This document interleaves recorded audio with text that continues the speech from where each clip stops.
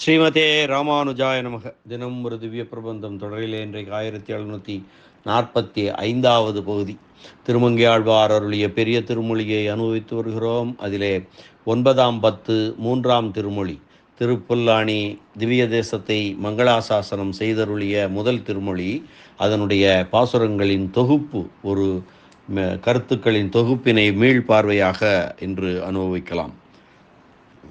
திருமங்கை ஆழ்வாருக்கு சோழ நாட்டு திருப்பதிகளின் அனுபவம் முன் திருமொழியோடு திருநாகை, நாகப்பட்டினம் என்று சொல்லக்கூடிய திவ்ய தேசத்தின் மங்களாசாசன திருமொழியோடு தலை கட்டிற்று, நிறைவேற்றது.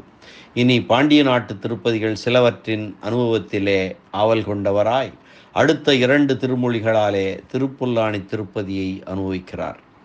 இந்த திருமொழியையும் அடுத்த திருமொழியையும் கீழ் திருநாகைப்பதியின் அனுபவத்தில் வந்து புகுந்த நாயகி பாவனை இதிலும் தொடர்ந்து வருகின்றது.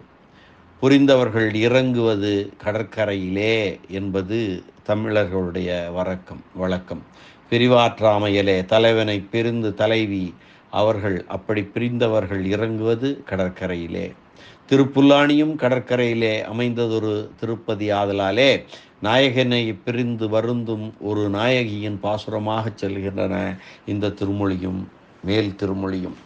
தலைமகன் தானே வந்து கூடுகிறான் என்று இதுவரை பொறுமையாக ஆறியிருந்தது போதும். கிடந்த இடத்தில் கிடந்தே உருகி ஈடுபட்டு கொண்டிருப்பதனால் என்ன பயன்?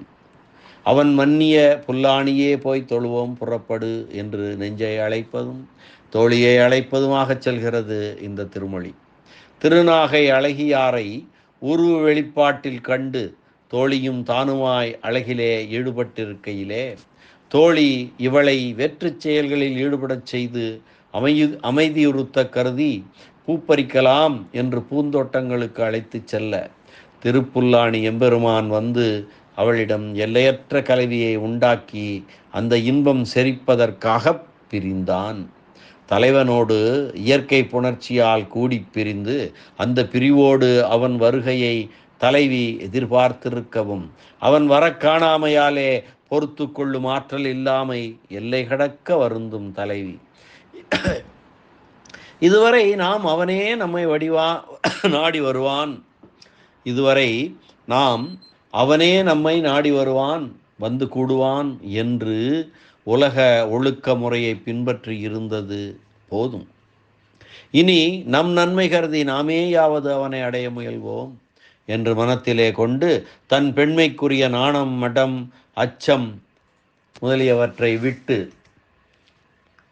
நம் தனித்தன்மையையும் சொரூபத்தையும் அழித்து அவன் தனித்தன்மையையும் அழித்தாவது அவன் முகத்திலே விழிக்க வேண்டும் என்று மனதிலே கொண்டு அவன் இருக்கும் இடத்தை நாடி தானே செல்ல கருதிய துணிவினை கண்ட தோழி, இது உன் பெண்மையின் பெருமைக்கு இயலாது என்று நல்ல சொல் கூறினாள். அந்த தோழியையும் அத்தோழிக்கு முன்பே பின்னடைந்து நிற்கும் தன் நெஞ்சினையும் பார்த்து பின்னையும் தலைவி சற்று பின்வாங்கினாள். பின்னர்தான் தலைவனிடம் நோக்கி புறப்பட்டு போவது என்று துணிந்தாள். பின்னர் தான் தலைவனிடம் நோக்கி புறப்பட்டு போவது என்று துணிந்தாள். இந்த செயல் மிகவும் துணிச்சலான செயல் என்று தோழி தடுக்க, உயிரை காக்க வேண்டும் என்று முடிவெடுத்த பிறகு மரபுகளை பார்த்து அவற்றை பின்பற்ற முடியுமா என்ன என்று தலைவி கருதுகிறாள். அவனை பார்க்கவில்லை என்றால் உயிர் போய்விடும். நம் உயிரை காக்க வேண்டும். என்ன செய்வது? தான் செய்ய முடியும். தனித்தன்மையை பாதுகாப்பதற்காக இங்கே தலைவனை பிரிந்து தனியாக இருந்து துன்பம் அடைவதை விட அங்கே போவதானால் தனித்தன்மையை இழத்தல் தற்காலிகமாக நிகழ்ந்தாலும் கூட பிறகும் விளைவை கருதும் போது அந்த செயல் தனித்தன்மையோடு சேர்ந்த ஒன்றாகும். எம்பெருமானுடைய தனித்தன்மையிலே ஈடுபட்டு வந்த இச்செயல் இவள் துணிந்த அளவிலே அவனையே இவளை நாடி வரச் செய்யும் என்பது கருத்து. ஆகையால் தலைவன் இருக்கும் இடத்தை நாடி சென்று அவனை நுகர்வோம் என்று முடிவு செய்கிறாள். இவள் துணிவை அவன் அறியுமோ என்றால் தன் தனித்திறப்பினை தான் அறிந்தவனாதலால் இவள் துணிந்த செயலை அறிந்து இவளை வரவிடாமல் அவனே இவளை நாடி வருவான் எம்பெருமான் இவள் பருவத்தை மனதிலே கொள்ளாவிட்டாலும் கூட தன் சிறப்பு பண்பினை நன்கு அறிந்தவனாதலால் இவள் தன்னை நாடி வரவிடாமல் தானே இவனை நாடி வருவான் என்பது உள்ளுரை கருத்தாகும். இனி இந்த 3ஆம் திருமொழி பாசுரங்களுடைய கருத்து தொகுப்பினை பார்க்கலாம். தன்னை நெய்விக்கிலேன் என்று துவங்கும் முதல் பாசுரம். கொடிய பாவத்தை உடையவளான நான் என்னை அழித்து கொள்ள இயலாதவளாய் இருக்கிறேன். ஓ நெஞ்சமே, பொன்னை தோற்கடிக்க வல்ல சுரபுன்னை மலர்களின் மணமுள்ள நிழலிலே என்னை ஈடுபடுத்தி எனது மேனி நிறத்தை கவர்ந்து கொண்டு பிரிந்து போன பெருமானுடைய இருப்பிடமாயும் முத்தரும்பிய புன்னை மரச் சோலைகளால் சூழப்பட்டு அழகாக உள்ள திருப்புல்லாணியை வணங்குவோம், புறப்படு என்கிறாள். உருகி நெஞ்சே என துவங்கும் 2ஆம் பாசுரம். மனமே, இங்கேயே இருந்து கொண்டு சிந்தித்து உருகுவதனால் என்ன பயன்? என்ன செய்ய வேண்டும் என்கிறாயோ கேள். வண்டுகள் தேன் உண்ணப்பெற்ற பூவையுடைய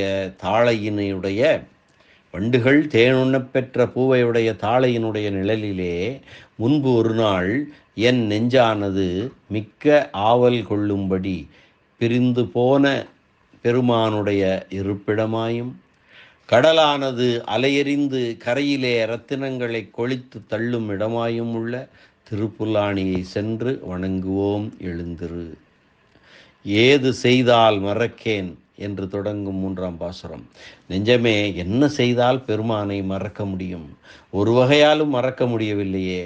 பூந்தாதுகள் நிறைந்த குளங்களால் சூழப்பட்ட சோலைகளின் பக்கங்களிலே என்னை தொடர்ந்து வந்து, பேதையே, இனிமேல் உன்னை ஒரு நாளும் பிரிய மாட்டேன் என்று சொல்லி வைத்து பிரிந்து போன பெருமானுடைய இருப்பிடமாகவும் எப்பொழுதும் மலர்கள் மனம் வீசப்பெற்ற சோலைகளால் சூழப்பட்டதுமான திருப்புல்லாணியை வணங்குவோம் வா என்கிறாள். அடுத்து 4ஆம் பாசுரம் கொங்கு உன் வண்டே என தொடங்குகிறது. உயிர்த்தோழியே, தேன் உண்கின்ற வண்டு ஒன்றே சாட்சியாக பிறர் ஒருவரும் அறியாதபடி பாவியான என்னிடம் கூட வந்தவனான பெருமான் முன்பு நமக்கு சொல்லி வைத்த சொல்படி நடக்கவில்லை.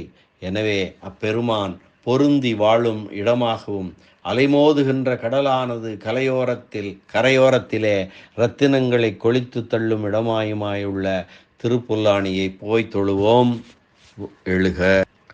உணரில் உள்ளம் சுடுமால் என துவங்கும் 5ஆம் பாசுரம்.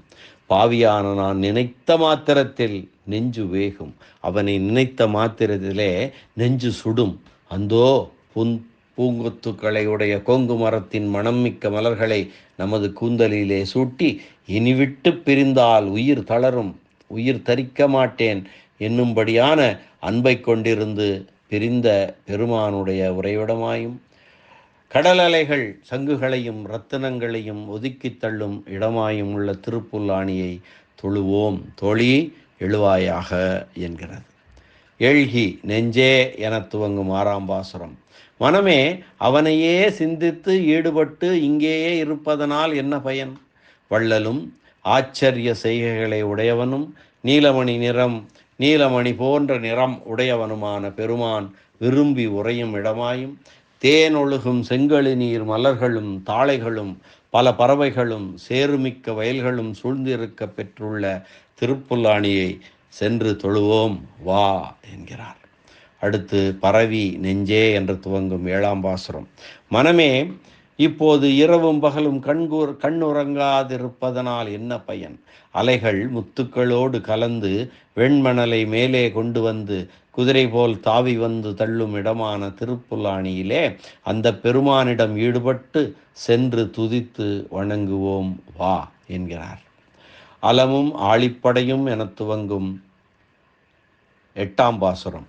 கலப்பையும் சக்கரமும் ஆகிய திவ்ய ஆயுதங்களை உடையவரான பெருமாள் நம் விஷயத்திலே அன்புடையவர் போல கபடத்தை உடையவராகி சிறிதும் இரக்கம் இல்லாதவராய் இருக்கிறார்.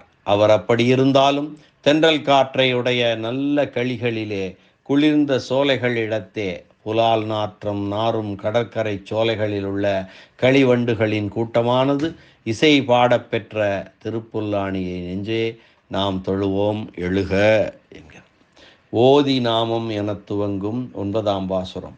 தோழியே, நமக்கு புருஷார்த்தமாதலால் நாம் நீராடி பெருமானின் திருநாமங்களை ஓதி சிறந்த திருவடித் தாமரைகளை நாள்தோறும் தொழுவோம்.